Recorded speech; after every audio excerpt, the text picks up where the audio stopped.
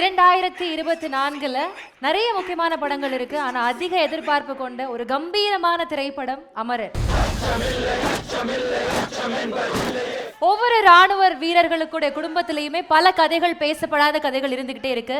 பல உணர்வுகள் இருக்கு. கோபம், கொந்தளிப்பு, அன்பு, நேசம், பாசம்னு சொல்லிட்டே போகலாம். மேஜர் முகுந்த் வரதராஜன் की पत्नी श्रीमती इंदु मुकुंद. அப்படி பேசப்படாத ஒரு முக்கியமான கதை தான் இந்த அமரன்.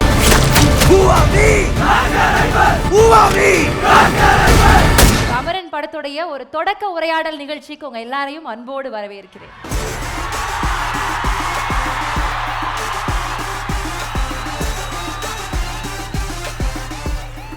இப்போ உங்களுக்காக அமரன் தொடக்க உரையாடல் ஒரு ஏவி உங்களுக்காக காத்துட்டு. 1983 முதல் தடவை வேர்ல்ட் கப் ஜெயிச்சு உலகத்தையே திரும்பி பார்க்க வச்ச நம்ம இந்தியால அதே வருஷம் ஒரு புது சக்தி பிறப்பெடுத்துச்சு. ஆனா அப்ப யாருக்கும் தெரியாது, அழுதுட்டு இருந்த இந்த குழந்தை இந்திய மண்ணோட மாபெரும் வீரனாவான்னு. இது ஒரு குழந்தையோட விளையாட்டு ஆசை இல்ல, ஒரு வீரனோட கனவு. 1000 வேலை கிடைச்சாலும் அரியாசனமே தரன்னு சொன்னாலும் தேசத்தை காக்குறதும் எல்லையில ஒரு புல்ல அசைக்க எவன் நினைச்சாலும் அவனை வீழ்த்துறதுல வர சந்தோஷம் எதுலயும் வராதுன்னு ராணுவத்துல சேர்ந்தவர் தான் நம்ம நாட்டோட வீரத்தின் அடையாளம் முகுந்த் வரதராஜன். 2005 ஆபீசர்ஸ் ட்ரைனிங் அகாடமியில சேர்ந்து கடுமையான பயிற்சியும் கண்ணுறங்காத கடமை உணர்ச்சியும் கொண்டு சிறந்த ராணுவ வீரனா உருவானார். 2012 எதிரிகளை எதிர்கொள்ளும் போர்க்களத்தில் முதல் ஆளாய் நேருக்கு நேராய் நின்றார். அவர் எடுத்த எல்லா மிஷனிலும் முடிவில் வெற்றி கண்டார். அவர் அணிந்த ராணுவ ஆடை சொல்லும் தேக உறுதியை, அவர் செலுத்திய தோட்டாக்கள் சொல்லும் தவறாத குறியை, அவர் சிந்திய வியர்வை சொல்லும் விழி உறங்காத கடமையை, அவர் சிந்திய ரத்தம் சொல்லும் தியாகத்தின் விலையை, அவர் வீழ்த்திய எதிரியின் ஆன்மா சொல்லும் அவரது பெரும் வீரத்தை. எதிரிகளுக்கு யமனாய், தேசத்தை காக்கும் காவலனாய், வீரத்தின் முகவரியாய், தேசப்பற்றின் முதல் வரியாய், தோட்டாக்களை மார்பிலேந்தி ரத்தம் சொட்ட சொட்ட துளியும் பயமில்லாமல் எதிரிகளின் கூட்டத்தில் கடைசி கயவனின் உயிரை எடுத்து தன் உயிரை தாய் மண்ணிற்காக தியாகம் செய்த இந்திய மண்ணின் ஒப்பற்ற வீரன் மேஜர் முகுந்த் வரதராஜன். கதாநாயகனை கடவுள் படைப்பதில்லை, கடமையாற்றும் வீரனை உலகம் கொண்டாட மறுப்பதில்லை. அந்த மாவீரனை நினைத்து பெருமைப்படுகிறது தமிழகம், பெருமிதம் கொள்கிறது இந்தியா. ஜெய்ஹிந்த். இன்று நீ உயிருடன் இருக்கிறாயா? சுற்றி முற்றிப்பார். நீ சுவாசிக்கும் இந்த காற்றில் பல ராணுவ வீரனின் மூச்சு கலந்திருக்கிறது. இந்த வீடியோ பார்த்து எத்தனை பேருக்கு கூஸ் பம்ஸ் வந்துச்சுன்னு எனக்கு தெரியல, ஆனால் எனக்கு அது ஃபீல் ஆச்சு. கூப்பிடலாமா? அமரன் திரைப்படத்துடைய இயக்குனர் முதல்ல அழைக்கலாம் ராஜ்குமார் பெரியசாமி அவர்கள். அடுத்தபடியாக கதையின் நாயகி சாய் பல்லவி அவர்கள்.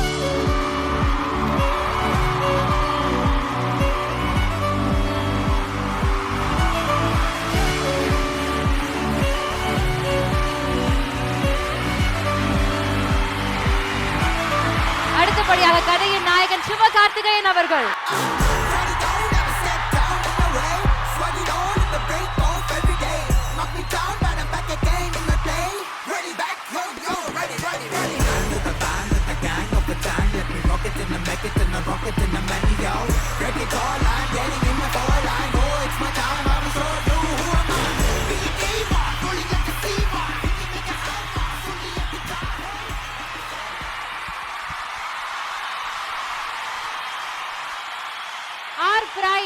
பத்மஸ்ரீ டாக்டர் கமல் ஹாசன் அவர்களை அன்போடு அழைக்கிறோம்.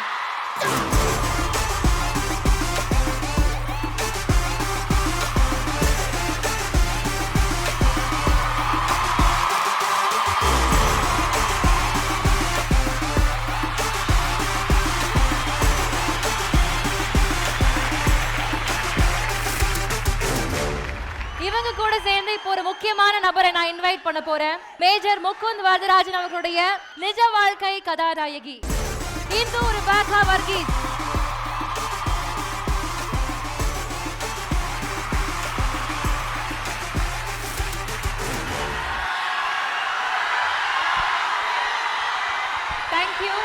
Thank you so much. இப்போ நாங்க ஆரம்பிக்கலாமா? Thank you Kamal sir, thank you so much. 65 ஆண்டுகள் சார் சினிமால. எவ்வளவு காதல், எவ்வளவு நேசம் வச்சிருக்கிறீங்க எங்க எல்லாருக்குமே தெரியுது. First of all congrats. அதுக்கு ரொம்ப பெருமையா இருக்கு. உங்களை மாதிரி ஒரு மனிதர் வந்து எங்களுடைய துறையில இருக்காங்க, எங்க கூட இருக்காங்க, எங்களுக்காக இருக்கிறாங்க அப்படின்றப்போ ரொம்ப ரொம்ப சந்தோஷம் சார். அமரன், எல்லாருக்குமே பல கேள்வி இருக்கு சார். நாங்கெல்லாம் பயங்கர எக்ஸைட்டடா இருக்கோம். இன்ஃபேக்ட் ஒரு இயக்குனரா, ஒரு நடிகரா, ஒரு தயாரிப்பாளரா பல கதைகள் நீங்க கேட்டிருப்பீங்க. ஆனா அமரன் எதனால அதை சூஸ் பண்ணீங்க சார்? இதை நான் பண்ணணும் அப்படின்ற முடிவு எதுக்காக சார்? கடமை, கண்ணியம், கட்டுப்பாடு, குருதி பூணல், சத்யா, அந்த வரிசையில் அடுத்த அமரனா? அந்த வரிசையில் சொல்ல முடியாது. வணக்கம் வணக்கம் அனைவருக்கும் வணக்கம். கடமை, கண்ணியம், கட்டுப்பாடு, குருதி பூணல் இதெல்லாம் புனை கதைகள். இது அதுவல்ல. இது நிஜம், நமக்காக நிகழ்ந்த நிஜம். இந்த கதை ஏன் இப்படி போச்சு அப்படின்னு கேட்கவே முடியாது. இதுதான் கதை. இதை தாங்கிக்க முடிஞ்சா தாங்கிக்குங்க அப்படிங்கிறது தான் இந்த கதையின் கிளைமேக்ஸை முதல்ல கேட்டவங்க இவங்க தான். நம்ம அதுக்கப்புறம் அவங்களுக்கு பதக்கம் கொடுத்தோம், போஸ்டுமஸ்லி பல மரியாதைகள் செய்தோம். ஆனால் இந்த வீரருக்கு நிகரான வீரம் வீட்லேயும் இருக்கணும். ஆமாம், அதை பற்றியதும் கூட இந்த கதை. அந்த நிஜம் அது எல்லா தாய்மார்களுக்கும் புரியும், எல்லா மனிதனுக்கும் புரியும். ஆனால் இது வித்தியாசமான கதை. இந்த கதையை நீங்க சூஸ் பண்ணதுக்கு ரொம்ப ரொம்ப ரொம்ப நன்றி சார். இந்த கதையை நாங்கள் சூஸ் பண்ணோம்லாம் சொல்ல முடியாது. இது நிகழ்ந்து விட்டது. நாங்கள் இதை கண்டெடுத்ததில் பெருமை கொள்கிறோம், அவ்வளோதான். இது என்னமோ இது எங்களுக்கு பங்கு என்னன்னா இது இந்த கடமையை செய்திருக்கிறோம் என்னும் பங்கு தான் சார். அந்த கண்டெடுத்தல் அப்படின்ற ஒரு விஷயம் சார் சொன்னாங்க. எப்படி கண்டெடுத்தீங்க? நீங்கள் வந்து இந்து மேம் கிட்ட பேசின உடனே உங்களுக்கு அந்த ஒரு ஸ்பார்க் வந்துச்சு அப்படின்னு நாங்கள் கேள்விப்பட்டோம். என்ன இருந்துச்சு அந்த கான்வர்சேஷனில் உங்களை வந்து இந்த படம் எடுக்கிறதுக்கு அந்த உந்துதலாக இருந்த விஷயம் என்ன சார்? முதல்ல எல்லாருக்கும் வணக்கம். இவ்வளோ பேர் இந்த விழாவுக்கு வந்தது ரொம்ப நன்றி. கமல் சாருக்கு வணக்கம், மேடையில் இருக்கிறவங்க எல்லாருக்கும் வணக்கம். அதாவது ஃபைண்டிங் யுவர் ஃபில்ம் அப்படின்னு சொல்லுவாங்க. ஃபஸ்ட்டு வந்து ஒரு இது இது இது பற்றின தகவல்கள் இருந்துச்சு, இதை பற்றின மெட்டீரியல்ஸ் எல்லாம் இருந்துச்சு, பப்ளிக் டொமைனில் இருந்தது, ஒரு புக்கில் ஒரு சாப்டராக இருந்துச்சு, இப்படி நிறையா இருந்தது. பட் ஸ்டில் இது ஒரு திரைப்படம் ஆகிறதுக்கு இது எங்கே தொடங்குது, இது எப்படி முடியுது, இதோட கரு என்ன அப்படிங்கிறது வந்து கிடைக்காம இருக்கும்போது நான் ஒரு வாட்டி உங்களை மீட் பண்ணேன். த டே ஐ மெட் her, I think that day I found the film. அன்றைக்கி தான் வந்து ஓகே இது இது இது எவ்வளோ பெரிய ஜேர்னி, இது எவ்வளோ சோல்ஃபுல்லான ஒரு ஜேர்னி அப்படிங்கிறது வந்து தெரிஞ்சது. இப்போ அமரன் அப்படின்னா ஒரு வார் ஃபில்மாக இருக்குமா, ஒரு சோல்ஜரோட ஜேர்னியாக இருக்குமா, இப்படி எல்லா ஃபில்மும் தான் அது. But Amaran is primarily love story. அது வந்து ஒரு மனைவிக்கு கணவன் மீது இருக்கிற ஒரு காதல், வீரனுக்கு வந்து கண்ட்ரி மேலே இருக்கிற ஆர் தன்னோட ஜாப் மேலே இருக்கிற அந்த பேஷன் மேலே இருக்கிற ஒரு செல்ஃப்லெஸ் லவ், இந்த கிரேட்டர் லவ்னு சொல்லுவாங்கள்ல, அந்த மாதிரியான ஒரு லவ் ஸ்டோரி. ஸோ இதை எப்படி வேணாலும் அர்த்தம் பண்ணிக்கலாம். But the films journey started with her, with that one meeting. அப்படி தான் இது ஸ்கிரிப்டாக மாறுச்சு. அதுக்கப்புறம் தான் அதுக்கு ஸ்க்ரீன் பிளேவே பண்ணீங்க. Okay, very nice. இப்போ வந்து கதையெல்லாம் சூஸ் பண்ணிட்டாங்க எஸ்கே சார். இது ஒரு மிலிட்ரி படம். துப்பாக்கியோட கனம் எப்படி இருக்கு?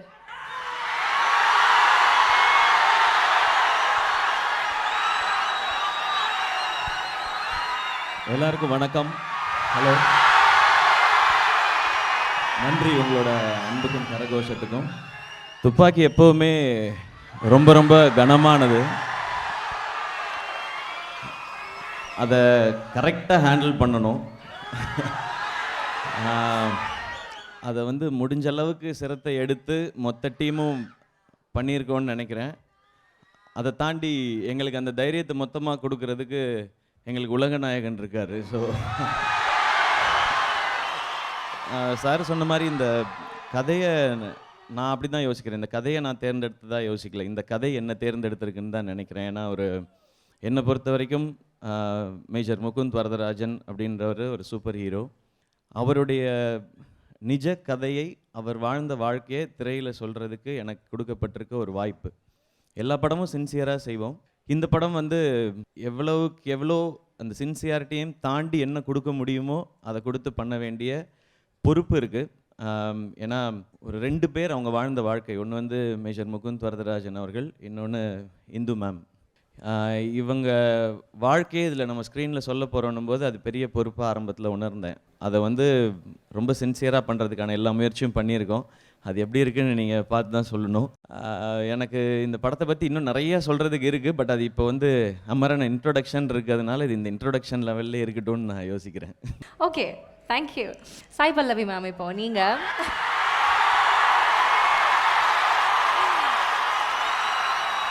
தேங்க்யூ. இந்து மேமை நீங்கள் முதல்ல மீட் பண்ணியிருப்பீங்கல்ல, இவங்களுடைய கேரக்டர் தான் நம்ம ப்ளே பண்ண போகிறோம். இப்போ ஒரு படத்துக்கு இந்த கேரக்டர் அப்படின்னு சொல்லிட்டாங்கன்னா அது யாருன்னே தெரியாத ஒரு ஆள், அது அந்த டிரெக்டருடைய உருவமாக இருக்கும். ஆனால் இந்துவை தான் நீங்கள் ரெப்ரசென்ட் பண்ண போகிறீங்க, அவங்களுடைய கேரக்டரை வாழ போகிறீங்க. அப்படின்றப்போ என்னெல்லாம் அவங்க கிட்ட இருந்து எடுத்துக்கிட்டீங்க, அவங்க கிட்ட இருந்த கான்வர்சேஷன் எப்படி இருந்துச்சு, முதல் உரையாடல் எப்படிப்பட்டதாக இருந்துச்சு? ஃபர்ஸ்ட் ஆக்சுவலி ஹலோ எல்லாருக்கும் வணக்கம்.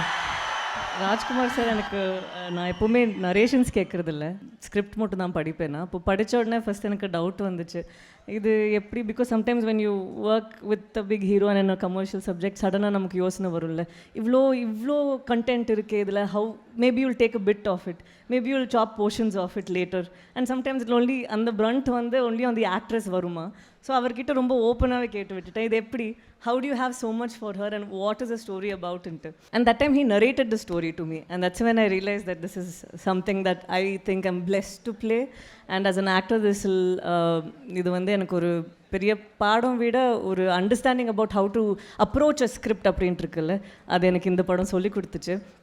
ஏன்னா நான் அவங்கள போய் மீட் பண்ணும்போது I only had a doubt, இந்த ஆடியன்ஸ் எப்படி டவுட்ஸ் கேட்பாங்க, நீங்கள் எப்படி இப்படி பண்ணினீங்க, நீங்கள் என்ன யோசிச்சிங்க, அந்த மாதிரி தான் நான் அவங்களோட மைண்ட் செட்டை தான் படிக்கணும்னு நினச்சிருந்தேன். So I just wanted to be her, and that is why I won't be able to answer more questions about Indu right now, because I think probably I'm not out of the character yet. Okay. So I just don't know what we've done the same or different. But there are few features that I've seen and I was thinking, enna avanglu idhe mari pandranga. That's when I realized she's the real deal, not me. Okay, எந்தெந்த விஷயங்கள்லாம் அந்த டவுட்ஸ்ன்னு சொன்னீங்கல்ல, சில்லியாக தான் இருக்கும், ஆனால் இது கூட நான் கேட்டேன் அப்படின்னு ஏதாவது இருக்கா? செல்ஃப்லெஸ் லவ்ங்கிறது தெரியும், பட் இது இவ்வளோ லவ் பண்ண முடியுமாங்கிறது எனக்கு தெரியல. நமக்கு ஒரு டவுட் வரும்ல, இல்லை படத்துக்காக நம்ம கொஞ்சம் ஓவராகவே போர்ட்ரே பண்ணியிருக்கோமா. So I think I was doing cross check work. Sir கூட அப்போ ரூமில் இருக்கல, it was just the 2 of us and I kept grilling her with more questions. Okay, Hindu உங்ககிட்ட ஃபர்ஸ்ட் சொல்லியிருப்பாங்கல்ல, இது நம்ம பண்ண போகிறோம், ஒரு படமாக எடுக்க போகிறோம், first told you it's your husband story அப்படின்றப்போ வாட் ஜஸ்ட் ஃப்ளாஷ்ட் யுவர் மைண்ட்? முதல்ல இது சொல்லணும், என்னோட தமிழ் ரொம்ப it's not good at all, but I'll try my best. Mukund passed away in 2014. In the first year, I had a lot of events to go for. Romba difficult irundhutte. Every time there was a flag hoisting, it was reliving the grief again. You know, you're losing him. With every flag hoisting, there's pride. Nanu romba dukko irundhutte. So it was just standing there, holding on to it. It was very hard the first 2 years. Appo na oru mudivu eduthite, na I'll stop. I can't do this. Konjo family paakano. I have to be there for my daughter. I can't always be wallowing in grief. I have to be there for her. Appo na stop panniten. So when sir came and talked to me about the movie, Mukund was a huge movie fan. And the Kamal Haasan sir romba pidikkum Mukund ka. The Anbariv Shiva movie lines eppo he'll keep quoting. So the first thing that went to my head is, oh, Mukund would be so excited about this. The first thing is, if he's somewhere and he's hearing this, he'll be really excited about it. Second was, I think na the mudu eduthanalum I had guilt. 8 years I've not done anything. I've not put his name back. I've not talked about him on screen. And when Barka da tandoru modale oru interview irundappo avanga kettite, do you think people will remember him? Appo na sollite, that's a family, we will remember him because he's ours. The rest, it's their responsibility, they can do it. And adu konju slight, for the 8 years I was thinking about it. I said, na konju na panano, I have to do something also.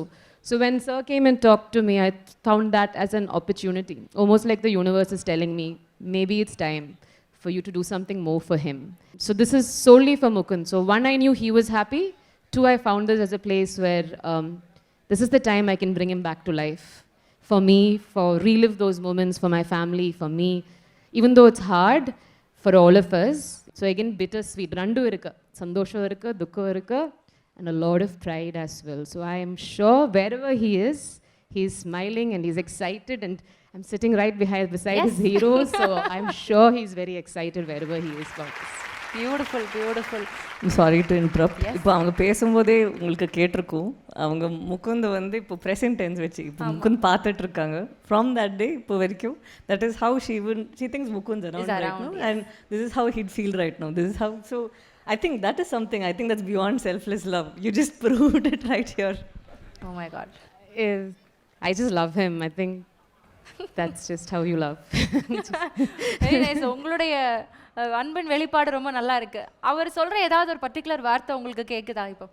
Every time there's a challenge, there's always one thing he used to say, you're Mukund's wife. Wow. You're Mukund's bharya. How can you do anything different? You have to be strong at this point of time. So that, I think, always, whenever I have a tough time, I think of, I'm his wife. I better do this right. So it works that way. Oh my God. Okay. Shivana. Uniform அப்படின்றது உங்களுக்கு வந்து புதுசு கிடையாது. அப்பா வந்து ஒரு police officer, நீங்கள் ஒரு படத்தில் போலீஸ் ஆஃபீஸர் நடிச்சிருக்கீங்க. ஆனால் ராணுவம் எடுக்கு அப்படின்றது புதுசு. அந்த ஒரு உணர்வை கொண்டு வர்றதுக்கு வந்து மெனக்கெடல் நிறையவே இருந்திருக்கு அப்படின்னு கேள்விப்பட்டோம். அதை எப்படி கொண்டு வந்தீங்க? இந்த கதை எப்படியாவது பண்ணிடணும்னு நினச்சதுக்கு இன்னொரு முக்கியமான காரணமும் நீங்கள் சொன்னது தான். சின்ன வயசுலேருந்து யூனிஃபார்மை டெய்லி பார்த்து வளர்ந்த ஒரு பையன் நான். கலர் மேபி வித்தியாசம் இருக்கலாம், பட் பொறுப்பு ஒன்று தான். கிட்டத்தட்ட நான் இந்த படம் கதை கேட்டதுக்கப்புறமும் இந்த ஜேர்னி அப்பையும் நான் வந்து நிறைய சிமிலாரிட்டிஸ் என்னுடைய அப்பாவுக்கும் முகுந்த் சாருக்கும் நான் நிறைய சிமிலாரிட்டிஸ் பார்த்தேன். கதை கேட்கும்போது எனக்கு அது இருந்தது. அது எனக்கு இப்போ படம் வந்ததுக்கப்புறம் நான் எந்தெந்த இடம்னு என்னால் சொல்ல முடியும். இப்போ அதை என்னால் சொல்ல முடியல. அதுவும் ஒரு மிக மிக முக்கியமான காரணம் இந்த படம் எப்படியாவது பண்ணிடணும்னு நினச்சதுக்கு. பட் இந்த படம் ஒத்துக்கும் போதே, நான் இவர்கிட்ட நெக்ஸ்ட் டே நான் பண்ணுறேன்னு சொல்லும் பொழுதே தெரிஞ்சிடுச்சு இது வந்து சும்மா போய் ஷூட்டிங் பண்ணிட்டு வர்ற படம் இல்லை அப்படின்னு சொல்லி.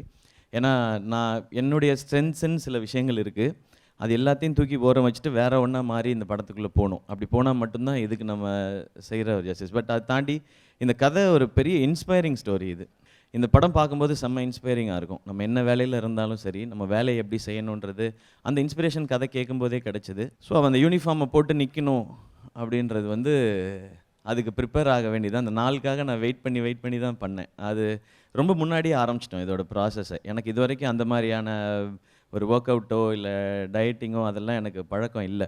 ஆனால் அந்த யூனிஃபார்மை போட்டு நிற்கும்போது, ஏன்னா ஒரு பக்கம் வந்து இந்த கதைக்கு கரெக்டாக இருக்கணும்னு ஒன்று, இன்னொரு பக்கம் இந்த படத்தையோ ஃபோட்டோவையோ ஃபுட்டேஜையோ சார் பார்ப்பாங்கன்னு ஒரு பக்கம் வேறு இருக்குது. ஸோ இந்த ரெண்டையும் வந்து கரெக்டாக இது பண்ணணுன்றது. ஏன்னா இதுக்கு முன்னாடி சார் வந்து என்னுடைய படம் பார்த்துருக்காங்களான்னு தெரியல. பார்த்துருக்கீங்களா சார்? இல்லை சார், இல்லைனாலும் இப்போ பார்த்தாக வேண்டிய கட்டாயம் ஆயிடுச்சு. ஸோ அதனால் இதெல்லாம் மைண்டில் இருக்குது. ஏன்னா சார் வந்து எது பண்ணாலும் அதை கரெக்டாக பண்ணக்கூடியவங்க. இப்போ அவங்க தயாரிப்புலேருந்து வருதுன்னும் போது அவங்களுக்கு நிறைய எக்ஸ்பெக்டேஷன் இருக்கும் இல்லையா, இந்த கதை எப்படி இருக்கணும்னு சொல்லி. இதுவும் இருக்குது, இந்த கேரக்டர் ரியல் கேரக்டர். ஏன்னா அவங்க கூட வேலை பார்த்தவங்களாம் இந்த படத்தை கவனிப்பாங்க, ரியல் மிலிட்ரி மேன்லாம் இந்த படத்தை பார்ப்பாங்க. ஸோ இதெல்லாம் மைண்டில் ஓடிட்டே இருந்தது. இது வந்து ஷூட்டிங் அப்போ மட்டும் இல்லை, இப்போ ஷூட்டிங் தாண்டியும் அந்த டிசிப்ளின் ஒட்டிக்கிச்சுன்னு நான் நம்புகிறேன். நான் உண்மையிலே சொல்கிறேன், ஃபஸ்ட் டே அந்த யூனிஃபார்ம் போட்டு ஃபஸ்ட்டு ஷாட் எடுத்து முடித்தோடனே எனக்கு வந்து ஃபஸ்ட்டு தோணுனது செம்ம கெத்தாக இருந்தது எனக்கு. நான் வந்து எல்லா டைமும் சம்டைம்ஸ் வந்து தேட்டரில் படம் ரிலீஸ் ஆகி நம்மளை ஆடியன்ஸ் கை தட்டும்போது எனக்கு வந்து நம்மளும் ஹீரோவாக இருக்கோம்ல அப்படின்னு தோணும் எனக்கு. இந்த படத்தில் தான் ஃபஸ்ட்டு ஷாட் முடிஞ்சோடனே ஹீரோடா அப்படின்னு தோணுச்சு எனக்கு.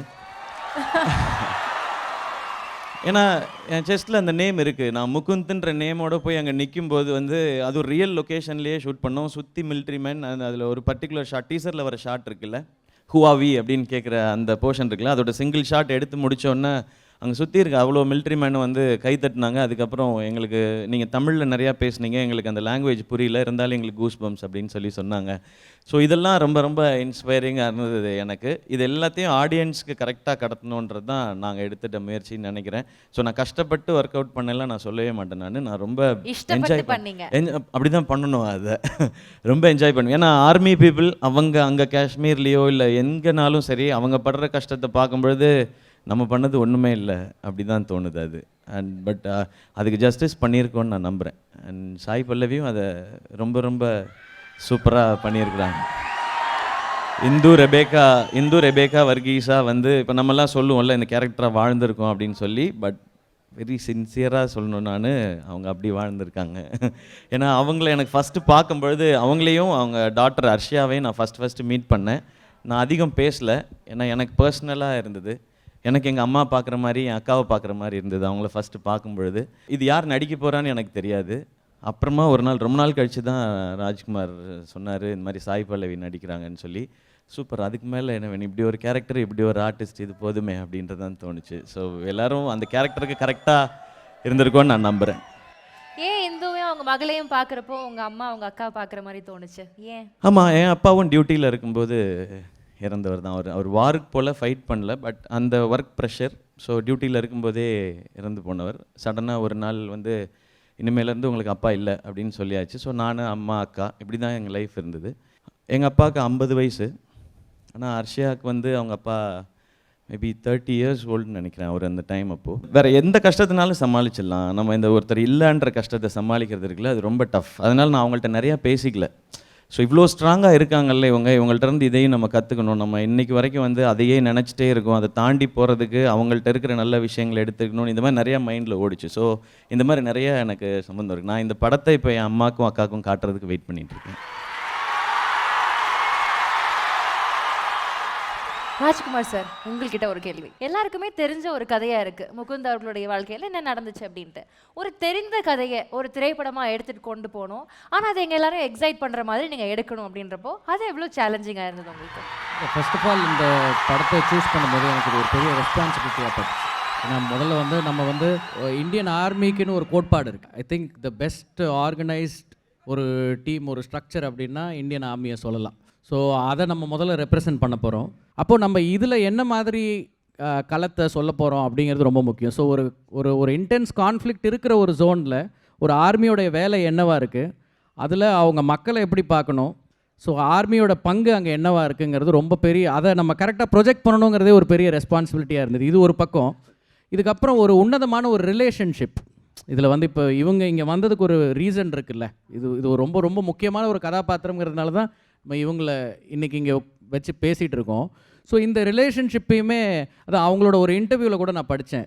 ஒரு பக்கம் முகுந்த் வாஸ் ஃபைட்டிங் ஒரு வார், அது ப்ராக்ஸி வார்னு சொல்லலாம். அப்படின்னா இவங்க ஃபேமிலியோட ஒரு வார் இருந்தது, அப்புறம் தனிமையாக லோன்லினஸோட ஒரு வார், இப்போ அவங்க ஷீ சர்வைவிங். இப்போ இது எல்லாமே இதை பேலன்ஸ் பண்ணின ஒரு கதையாக இருக்கணும். ஸோ அந்த ரெஸ்பான்சிபிலிட்டி தான் எனக்கு ரொம்ப பெருசாக இருந்தது. அண்டு இது தெரிந்த கதை இல்லை, இது தெரியாத கதை, ஒவ்வொருத்தரும் தெரிஞ்சுக்க வேண்டிய கதை. நம்ம தெரிஞ்சதை மட்டுமே தான் பேசிக்கிட்டு இருக்கோம்.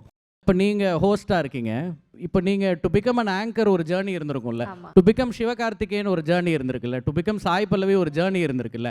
இன்றைக்கி நம்ம இவங்க எல்லாரையும் லைம் லைட்டில் பார்க்குறோம், பட் இதுக்கு பின்னாடி அதை தான் அவர் மேபி சொன்ன அந்த இன்ஸ்பிரேஷன் நினைக்கிறேன் நான், இன்ஸ்பைரிங் ஸ்டோரியாக இருக்கும் அப்படிங்கிறது. அப்போ இந்த ஜாப் எல்லாம் இதெல்லாம் ஒர்க், பட் அது வந்து I would call it more then work. அது வந்து அது ஏதோ ஒரு டெசிஷன் பண்ணி அவங்க அங்கே போயிடுறாங்க, அது ஏதோ ஒரு ரீசன் இருக்குது. இப்போ நம்ம இயல்பு வாழ்க்கை இயல்பாகவே இருக்குது, எந்த வேலையை நம்ம பார்த்துக்கிட்டு இருந்தாலும் ஐ திங்க் நம்மளோட இயல்பு வாழ்க்கை இயல்பாக இருக்கிறதுக்கு காரணம் இந்த மாதிரி சர்வீஸ் மென் தான்.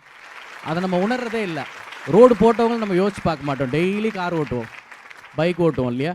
அந்த மாதிரி அதை விட ரொம்ப முக்கியமாக டிஃபென்ஸில் நம்மளோட செக்யூரிட்டியோட, நேஷ்னல் செக்யூரிட்டியோட ஒரு டெய்லி லைஃப், நம்மெல்லாம் இங்கே நார்மல் லைஃப்பை இயல்பாக வாழ்ந்துக்கிட்டு இருக்கிறதுக்கு தன்னோட குடும்பத்தை, குழந்தைய, மனைவியை, அப்பா அம்மாவை விட்டுட்டு அடுத்த நிமிஷம் உயிர் இருக்குமா இல்லையா, அதை பற்றி பயப்படலாமா வேணாமான்லாம் யோசிக்காமல் அவங்க தொடர்ந்து அவங்களோட சர்வீஸை எந்தவித பலனும் எதிர்பார்க்காமல் பண்ணிக்கிட்டே இருக்காங்க. அவங்க மெடல்ஸ்க்காக ஓடுறதில்ல, நம்ம இப்படி பண்ணால் இப்படி ஒரு மெடல் கிடைக்கும் அப்படின்னு நினச்சி பண்ணுறதில்ல. இதில் தெரியாத ஜேர்னி நிறையா இருக்குது. ஸோ இதில் டீம் ஸ்பிரிட்னா என்ன, அந்த ஆர்மி கெமராட்ரினா என்ன, அதே நேரம் ஒரு பொறுப்பான குடும்ப தலைவனாகவும் இருக்கணும் அப்படிங்கிறது எல்லாம் இதில் இருக்குது. I think the film will speak more. Yes, I think Amaran has so much more to speak more than the guns, I believe. Yes. Yes, it has a lot to speak. Yes. Sir, இப்போ வந்து இன்னொரு விஷயம், army மென் ஆர்மியில் போய் சேர போகிறாங்க அப்படின்னா அவங்க என்ன மனநிலை போவாங்கன்னு உண்மையிலே என்னால் இதை ப்ராசஸ் பண்ணவே முடியல. பிகாஸ் அடுத்த நிமிஷம் என்ன நடக்க போகுதுன்னு தெரியாத ஒரு இடத்துல போகிறாங்க. எப்படி அந்த முடிவை எடுக்கிறாங்கன்னு நீங்கள் நினைக்கிறீங்க சார்? ரொம்ப யோசித்து தான் எடுப்பாங்க. நான் சொன்னேன்னே ஒரு கதை, 16 வயசில் ஓடி போய் அந்த மாதிரி எடுக்கிறவங்க இது ரொம்ப குறைவு. ரொம்ப யோசித்து எடுப்பாங்க. வீட்டில் எதிர்ப்பு இருக்கும், என்கிட்ட ஒரு கமாண்டர் சொன்னதை இங்கே சொல்ல கடமைப்பட்டிருக்கேன் நான். ஏன்னா பல தாய்மார்கள் உடனே முக்கியமாக இப்போ இந்த படத்தை பார்த்ததும் ஐயோ அது வேணான்னு இந்த கதையிலேயே வரும். இவங்களுடைய பேரண்ட்ஸு பட்டாளத்துக்காரன் வேணாங்கிறது தான் அட்வைஸ் பண்ணுவாங்க. நான் எந்த விதத்திலையும் முகுந்த் அவர்களுடைய தியாகத்தையோ நம்மளுடைய வீரர்களுடைய தியாகத்தையோ குறைச்சிடக்கூடாதுங்கிற முன்ஜாக்கிரதையுடன் சொல்லுகிறேன். இப்போ நான் சொல்கிறது, இங்கே சிவிலியன் ஆக்சிடெண்ட்டில் மனிதர்கள் சாவதை விட மிக குறைவு தான் ஆர்மியில் சாவு. ஏன்னா ஒருத்தருக்கு ஒருத்தர் தேர் கவரிங் ஈச் அதர்ஸ் பேக். விட்டு கொடுக்க மாட்டோம். உயிர் போய் இன்னொருத்தனை காப்பாற்றுவோம். டிராஃபிக்கில் அது கிடையாது. Accidents will happen like it happen for our Mukund. But army is a safe place, it's a dignified place, it's a noble place. Absolutely. வாழ்க்கை மேலே வெறுப்பு இல்லாமல் நாட்டின் மேல் பற்று இருந்தால் ஆர்மியை விட பெட்டர் பிளேஸ் இருக்கவே முடியாது. The services. Very very well sir. Sir இதை இங்கே சொல்வது ஏதோ இந்த சினிமா ஓடணுங்கிறதுக்காக நான் சொல்ல. சினிமா ஓடும், அடுத்த சினிமா வரும். But the army and people like Mukund will live on. Yes. அடுத்த சோல்ஜருக்கு முனகு மந்திரம் Mukund. It's a great place. Noble அப்படின்னு பார்க்கும்போது இத்தனை பேரை நிம்மதியாக தூங்க வைக்கிறாங்கல்ல, இந்த நாட்டுக்கு பூட்டு அது. ஆமாம். இந்த படத்தை எடுப்பதற்கு முதலீடு செய்வதற்கு காரணமும் அதுதான். உணர்வு தானே தவிர இதில் வியாபார யுக்தி இருப்பதாக யாராவது நினச்சாங்கன்னா அது அவங்க பிழை. ஸோ ராஜ்குமார் சார் சொன்ன மாதிரி இது ஒரு தனி உலகம் இல்லையா சார்? இந்த ராணுவ உலகம் அப்படின்றதே ஒரு அதுக்குள்ள பல எமோஷன்ஸ் இருக்குது, பல உணர்ச்சிகள் இருக்குது. ஆக்சுவலி இப்போ இந்த மேம் கிட்ட ஒரு கேள்வி. இப்போ சார் வந்துட்டு சொன்னாங்க முகுந்த் அவர்களுடைய யுத்தம், அங்கே நடந்த யுத்தத்தை நம்ம எல்லாம் கேள்விப்பட்டிருக்கோம் அப்படின்ட்டு. ஆனால் வீட்டில் நீங்கள் ஒரு யுத்தம் பண்ணீங்க அப்படின்னு கேள்விப்பட்டோம். உங்களுடைய திருமணத்தை வந்து நான் நிகழ்த்துறதுக்காக to convince your parents you had to fight a war at your home. How did that feel? நான் அந்த ஒற்றை பெண்ணு 2 எல்டர் பிரதர்ஸ் இருக்கு. அவங்க 10 years and 8 years older than me. அப்போ அவங்க had 3 fathers to convince. அப்படி தான் சொல்லுவாங்க. I had 3 of them to convince. கொஞ்சம் டிஃபிகல்ட். கொஞ்சம் I was the spoilt one. நான் the youngest. அவங்க ரொம்ப ரொம்ப லவ் இருந்துட்டேன். and they were very worried for me. என்ன ஆகும், ஃபர்ஸ்ட் ஆஃப் ஆல் வேறு ரிலிஜன், அப்புறம் வேறு ஸ்டேட், லாங்குவேஜ் ரொம்ப டிஃப்ரெண்ட். அது கூட அவங்க ஆர்மி போக போகிறீங்க. என்னோட ஃபாதர் ஏஎஃப்எம்சி தான் போயிட்டேன் டாக்டர் அங்கேருந்து. But he moved on and he became a private doctor. We had the choice. He didn't continue on with AFMC. So, avungalukku oru feeling irundhutte, this is dangerous for my daughter. Avanga marry pannita, something happens to him. So, it's like sir was saying, I actually told him if something has to happen to my husband, whoever he is, it can happen on ground or at field, rather at field rather than on ground, right? What's the whole thing? So, Appa took a long time. Romba time எடுத்துட்டேன். I told you, I think wait பண்ணி வந்துட்டேன் நான். ஒட்ட பெண்ணு தான்.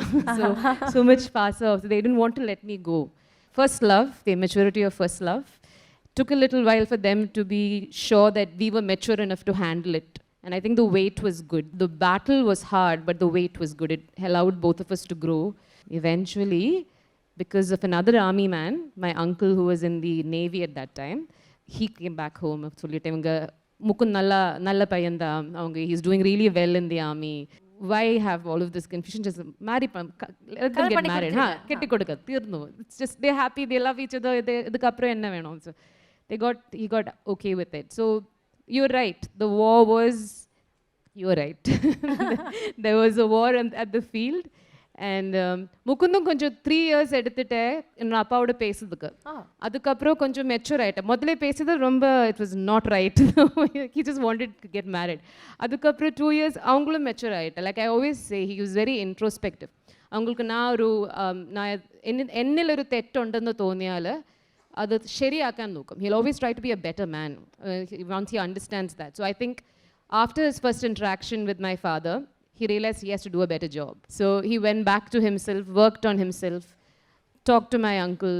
I think he led that war pretty well as well. Towards the end, needed a little push from my end, I have to say that.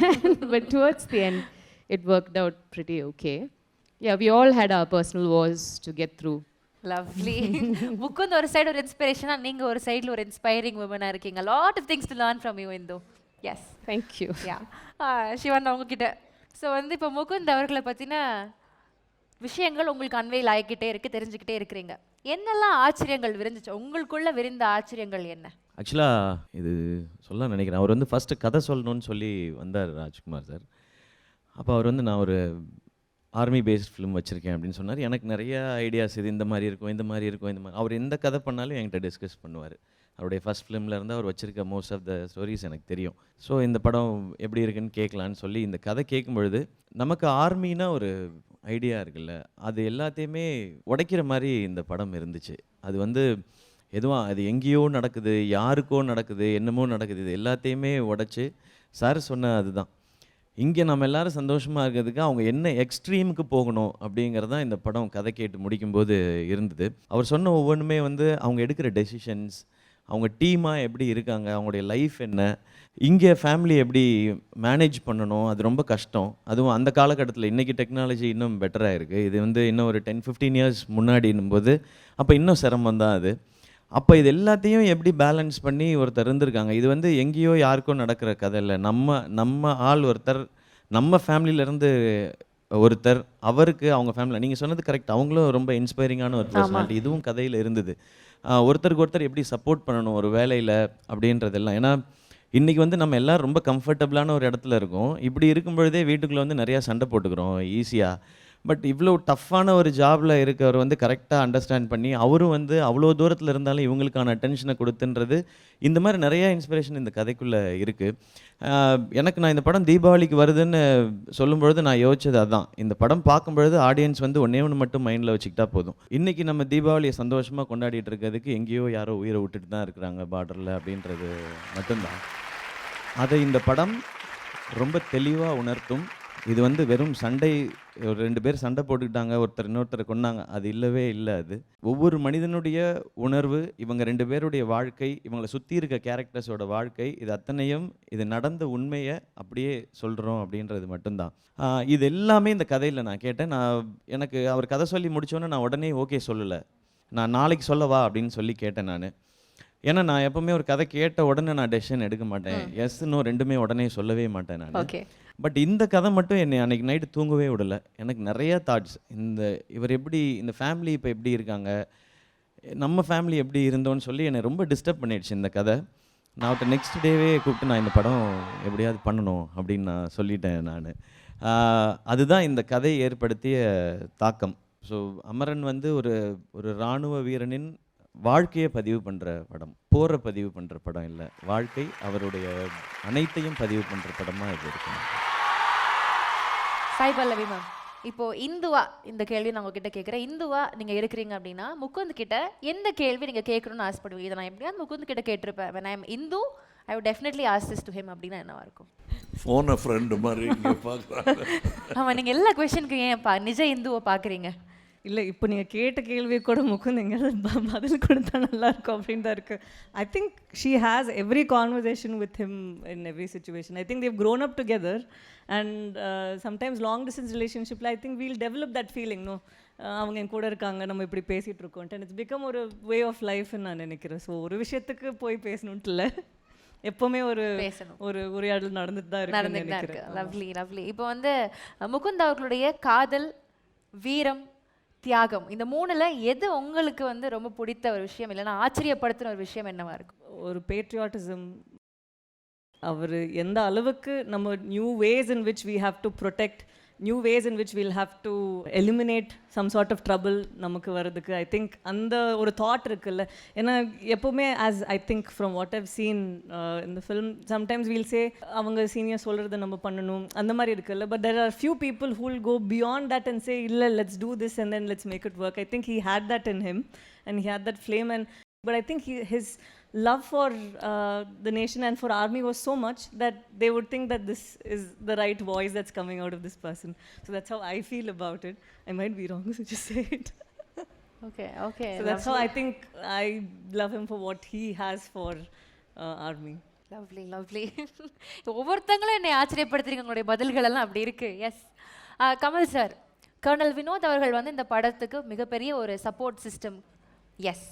So what kind of support அவர் வந்து இந்த படத்தில் கொடுத்துருக்காரு? We can hear it from you. நான் படம் பார்த்த போது அப்பா நல்ல வேளை ஆர்மியை தப்பாக ரெப்ரசன்ட் பண்ணல அப்படிங்கிற ஒரு எனக்கு ஒரு பதட்டமே இருக்கும் எப்போவுமே.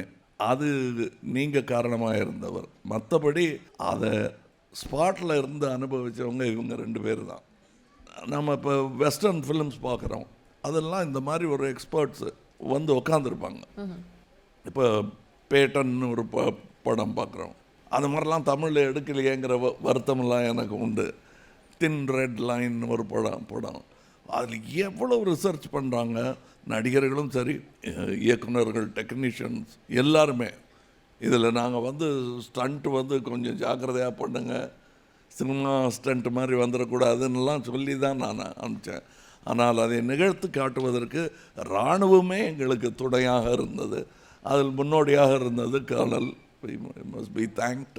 ஏன்னா அவருக்கும் என்னளவு பதட்டமும் அச்சமும் இருந்திருக்கும், எங்கள் ஆர்மியை இவங்க தப்பாக ரெப்ரசன்ட் பண்ணிடக்கூடாதுங்கிறதுக்காக. அதனால் டிக்கு போட்டுக்கிட்டு இன்ட்டு போடுறதெல்லாம் கரெக்டாக பண்ணியிருப்பாருன்னு நானும் நம்புறீங்க. எஸ். அவரோட பேர் வந்து colonel Saravana Vinoth. Is actually ex colonel. அவர் இது மாதிரி ஒரு படம் பண்ணுறோன்னு அவராக தேடி ஆஃபீஸ்க்கு வந்தார். அவர் வந்து ஹீஸ் முகுந்த் சாருக்கு அவர் ஒரு 2-3 வருஷம் senior, one of the senior பேச்சஸில் இருந்தவர். So he heard it and he came himself, he volunteered himself. இப்போ இந்த மாதிரி படம் பண்ணுறதுக்கு சில ஸ்பெசிஃபிக் பெர்மிஷன்ஸ் எடுக்க வேண்டியிருக்கு. இப்போ மினிஸ்ட்ரி ஆஃப் டிஃபென்ஸ்னு இருக்குது, இந்தியன் ஆர்மி ADGPA இருக்குது. அவங்ககிட்டலாம் நம்ம ஸ்கிரிப்டை சப்மிட் பண்ணி அவங்க வந்து அந்த ஸ்கிரிப்டை படித்து பார்த்து அப்ரூவ் பண்ணதுக்கு அப்புறம் தான் இதை படமாகவே ஆக்க முடியும். ஸோ அந்த நெசசரி பெர்மிஷன்ஸ் எல்லாம் கோ த்ரூ பண்ணி அவங்க ரொம்ப ஹாப்பியாக ரொம்ப சந்தோஷமாக ஸ்கிரிப்டை அப்ரூவ் பண்ணாங்க. ஸோ அந்த ப்ராசஸில் தொடங்கி அந்த கதையில் வரக்கூடிய எக்ஸாக்ட் ஆக்சுவல் லொக்கேஷன்ஸ், அந்த இடங்களில் அந்தந்த இடத்துல இந்த கான்ஃப்ளிக்ட் எங்கே இருக்குது, இந்த பெட்டாலியன்ஸோட ஒர்க் நேச்சர் எப்படி இருக்குது. இன்ஃபேக்ட் முகுந்த் சார் இருந்த அவர் இப்போ இருக்கிற கம்பெனி கமாண்டர்ஸ் இருந்து ஆப்ரேட் பண்ணக்கூடிய அதே ரூமில், அதே கம்பெனியில், அதே ஹெட் குவார்ட்டர்ஸில். ஸோ இந்த மாதிரி ஒரு சூழ்நிலையில் இத்தனை பேர் போய் அங்கே பாதுகாப்பாக இருந்து ஒரு ஷூட்டிங்கை முடிச்சுட்டு வரதே ஒரு சவாலான விஷயம்னு நான் நினைக்கிறேன். ஸோ அதுக்கு வந்து கர்னல் சரவண வினோத் அவருடைய பங்களிப்பு வந்து ரொம்ப பெருசு. அதுக்கு நன்றிலாம் சொல்ல முடியாது. அது அவரோட உணர்வு. அவர் ஆர்மிலேருந்து ரிட்டையர் ஆகிட்டார். ரிட்டையர் ஆனதுக்கப்புறமா அவருடைய உணர்வு, ஐ திங்க் அந்த உணர்வு தான். இப்போ they're very responsible and they're very helping. அவங்களுக்கு வந்து ஸ்ட்ரேஞ்சர்ஸு, தெரிஞ்சவங்க தெரியாதவங்களாம் கிடையாது. அவங்ககிட்ட நீங்கள் ஒரு வழி கேட்டிங்கன்னா அவங்களே வந்து அந்த இடத்துக்கு வந்து இறக்கி விட்டுட்டு பாதுகாப்பாக விட்டுப்பா. அவங்க ஆஃப் டியூட்டியில் இருக்கும்போது இன்னொரு விஷயம் நீங்கள் கவனிச்சிங்கன்னா, ஒரு இராணுவ வீரர் இருக்கிற தெருவில் ரவுடியூசம் குறைவாக இருக்கும். Okay okay. நான் இராணுவ வீரன்னு காட்டிக்க மாட்டாங்க, ஆனால் தேவையான போது முன்னாடி வந்துடுவாங்க. எல்லைக்கு மட்டும் இல்லை, எங்கும் காவல். ஸோ அவருடைய பங்களிப்பு வந்து அந்த ஆக்சுவல் லொக்கேஷன்ஸ் மட்டும் இல்லை, அதுக்கு ட்ரைனிங்க்கு, இப்போ சிவகார்த்திகேயனுக்கு ட்ரைனிங்க்கு தேவையான ஆட்களை அறிமுகப்படுத்துறதுலேருந்து ரியல் வெப்பன்ஸ். அவர் இப்போ ட்ரெய்லரில் இந்த ஒரு சிங்கிள் ஷாட்டில் ஸ்டாரிங் சிவகார்த்திகேயன் போட்டு சுட்டுட்டே வராரு இல்லையா, அது வந்து ரியல் வெப்பன். அவர் ஃபயர் பண்ணுறது எல்லாமே ரியல் வெப்பன்ஸ் தான். அவர் ஏற்கனவே துப்பாக்கிலாம் பிடிச்சிட்டாரு, நெஜ துப்பாக்கி எல்லாமே. இந்த ஸோ அதை ட்ரெயின் பண்ணுறது இது எல்லாமே வந்து ஒரிஜினல் ஆக்சுவல் கன்ஸ் எல்லாமே வந்து ஆர்மியை கொடுத்து ஹெல்ப் பண்ணாங்க அதுக்கு ட்ரெயின் பண்ணுறதில் தொடங்கி. ஏன்னா அவங்க படத்தை ஓன் பண்ண ஆரம்பித்தாங்க. ஓகே, இதை பற்றி எடுக்கிறாங்க.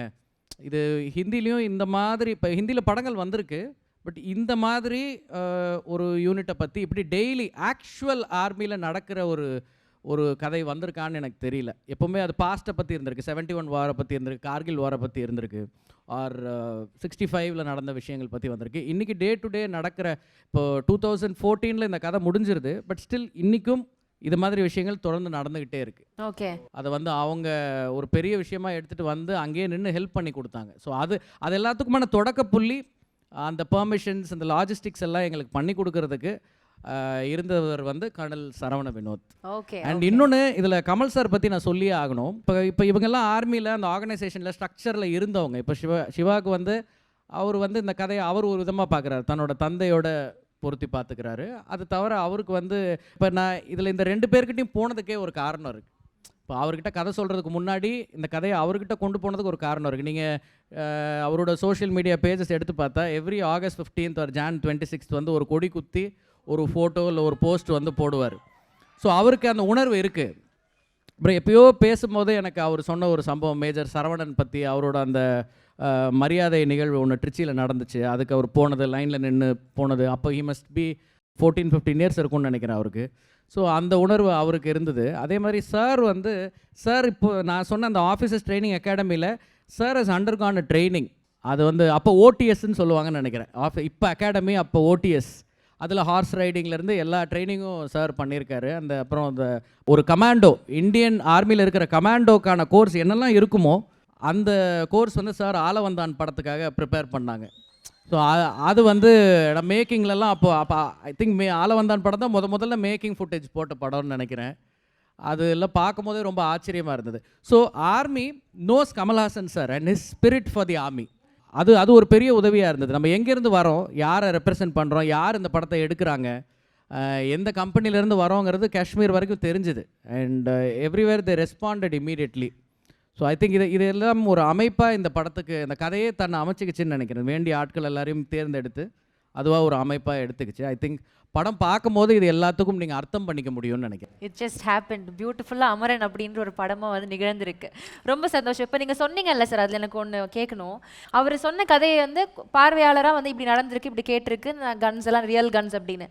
அதை அனுபவிச்சவரா, அந்த கன்னை தூக்கிட்டு நிற்கிறவரா, அங்கே ஓடுறவரா, அங்கே எல்லாத்தையும் பார்க்குறவரா, அந்த பர்சன் அந்த விஷயத்தை அனுபவிச்சுட்டு இருந்தவரா நீங்கள் எப்படி ஃபீல் பண்ணீங்க இந்த கேரக்டரை ப்ளே பண்ணுறப்போ? இங்கே ஃபஸ்ட்டு அவங்க ஆர்ஆர் டீமுக்குள்ளே போகும்பொழுது வாங்க ஃபயர் பண்ணி பாருங்கன்னு சொல்லி கூப்பிட்டு போனாங்க. கூப்பிட்டு போகும்போது சரி அவங்க ஃபயர் பண்ணணும், அதை நான் பார்க்கணுன்னு நினச்சேன் நான். அப்புறம் போனால் ஸ்டார்ட் பண்ணுங்கன்னாங்க. அது ரியல் ஏகே அது. ஸோ அதை எடுத்து வச்சு நான் ஷூட் பண்ணேன் நான். அப்போ ரொம்ப டார்கெட்லாம் கரெக்டாலாம் அடிக்க முடியல. அது எங்கெங்கேயோ போச்சு. அது நெக்ஸ்ட் டே வந்து இந்த ரைட் ஷோல்டரை மூவ் பண்ண முடியல. ஸோ அப்போ தான் தெரிஞ்சது அதோட ரியல் பவர் என்னன்றது.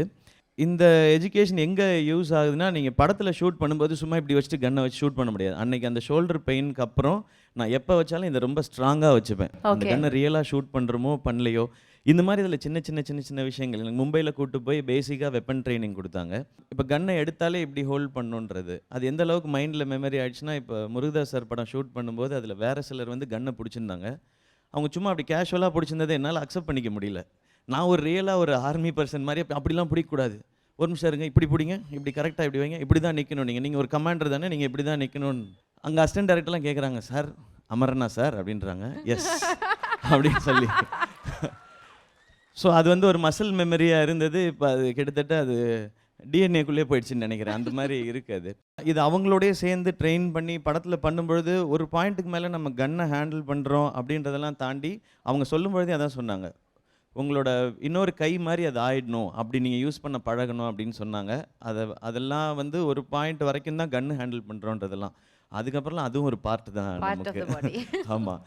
அண்ட் இன்னும் ரொம்ப முக்கியமான விஷயம், சார் வந்து நல்லா பண்ணுங்க, ஆல் த பெஸ்ட் மட்டும்தான் சொன்னாங்க.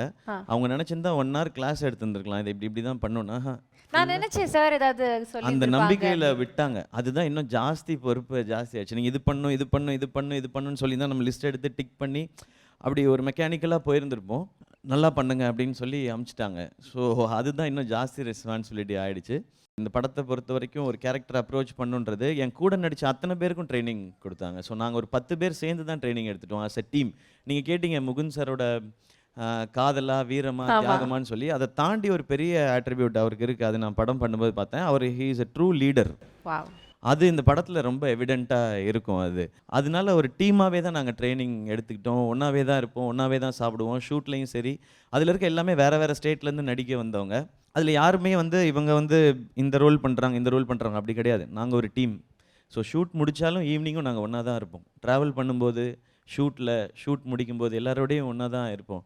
அங்கே அவங்க நிறைய பேர் ஹிந்தி, அவங்களுக்கு தெரிஞ்ச ஒரு இங்கிலீஷில் அவங்க பேசுவாங்க. எனக்கு ஹிந்தி சுத்தமாக தெரியாது. கியா குச் நை சப் டிகே, இதை வச்சு தான் அங்கே ஓட்டிகிட்டு இருந்தேன் நான்.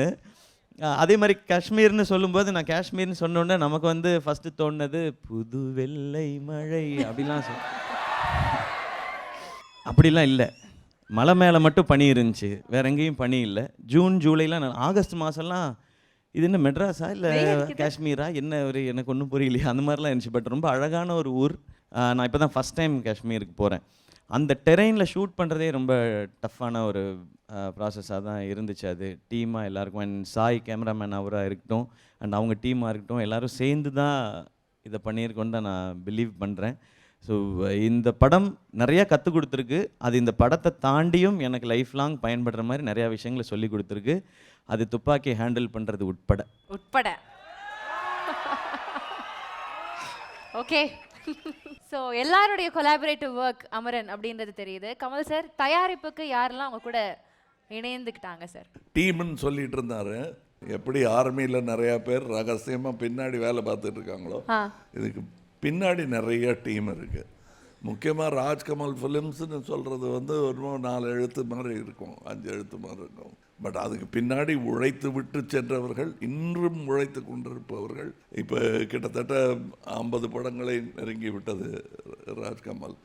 இதுக்கெல்லாம் பின்னாடி உழைப்பு இருக்குது. அதில் முக்கியமாக இந்த படத்தை பொறுத்தவரையிலும் மகேந்திரன் அவர்கள். ஏன் அதை குறிப்பாக சொல்கிறேன்னா, என் கூட வேலை செய்யணும்னா என் சகோதரன் மாதிரி இருந்தால் தான் வேலை செய்ய முடியும்.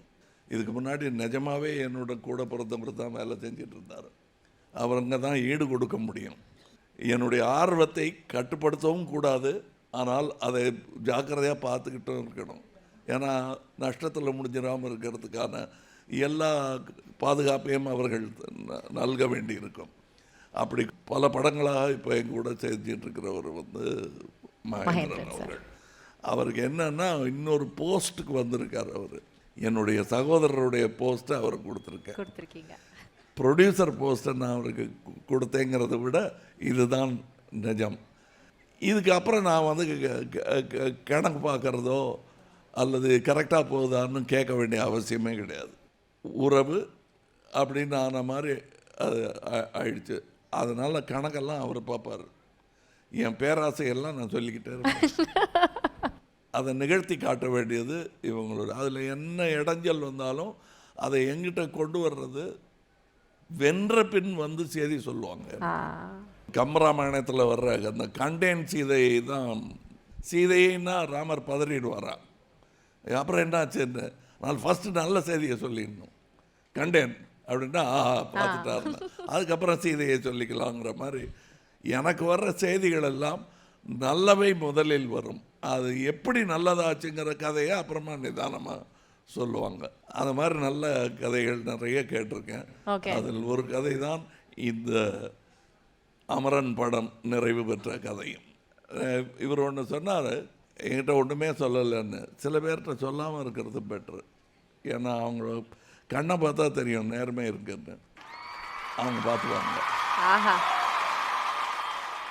இவர்கிட்ட நான் வந்து உங்கள் படம் மாதிரி பார்த்துங்கன்னு தான் சொன்னேன். நான் நிறைய பிரச்சனைகள் வரும், எல்லா படத்துலேயும் பிரச்சனைகள் இருக்கும். இது உங்கள் படம் மாதிரி பார்த்துங்கன்னு சொல்லிவிட்டு நான் ஒதுங்கிட்டேன். 2 நாள் வந்திருப்பேன். நான் தயாரித்து இயக்கும் படத்துலேயும் ரொம்ப வந்து எங்கள் பிரதர் வரமாட்டார் செட்டுக்கு. என்ன சந்தேகமாக இருக்கா இந்த படம் சரியாக பண்ணுறேன் நானும் கேட்டுருவேன். அதனால் தள்ளி இருந்து தான் பார்த்துட்ருப்போம். அந்த நல்ல பழக்கம்தான் நான் இவங்களுக்கு எக்ஸ்டெண்ட் பண்ணி இவங்க கொடுத்துருக்கீங்க. Into the world of Amaran ஒரு ஏவி ஒன்று பார்த்துடலாமா? நம்ம கடந்து போய்டுவோம்ல பேப்பரில் படிச்சுட்டு ஒரு நியூஸை. அப்போ வந்து நான் பார்த்த ஒரு விஷயம், ஐ திங்க் ஏதோ ஒரு டெலிவிஷன் சேனலில், When terror struck the valley, these brave men stood up and evacuate a village in time. If Mukund was here today, he would have taken that award with a lot of pride and a lot of happiness. So all I could think about at that point of time was, you're doing this for him, so be proud. இதில் வந்து ஒரு பெரிய ஒரு soulful journey இதுக்குள்ளே இருக்குது. இது வந்து டெஃபினட்டாக இந்த கதையை சொல்லும். இது வந்து இது ஒரு படமாக பண்ணணும்.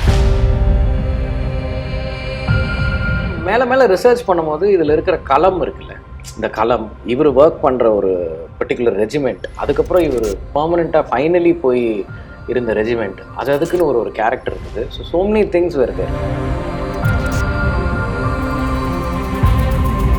இது ஒரு ஹீரோவை பற்றின படம். சோல்ஜருக்கு ஒரு ட்ரிபியூட்டாக ஒரு ஓட் மாதிரி பண்ணும்போது சிவா பண்ணால் எப்படி இருக்கும், சிவகார்த்திகேயன் பண்ணால் எப்படி இருக்கும்?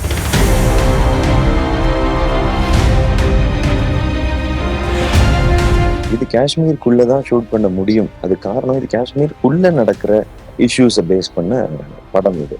எல்லாமே ரியல் லொகேஷன்ஸ். இங்கே மோஸ்ட்லி இந்த மக்களை, இந்த முகங்களை, இவங்களுடைய பிரச்சனைகளை இதை சொல்ற படமா தான் இந்த படம் இருக்கும்.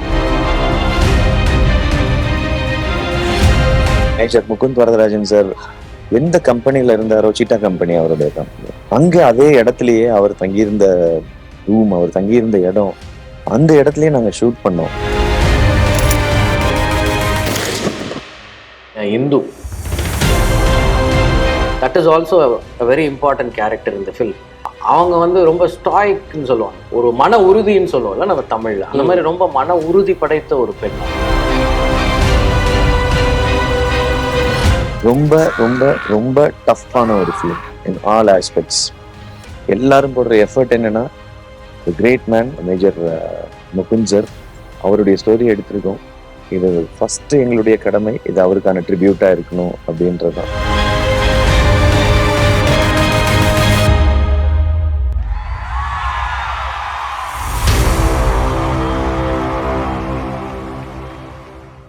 Yes. Thank you so much. Thank you.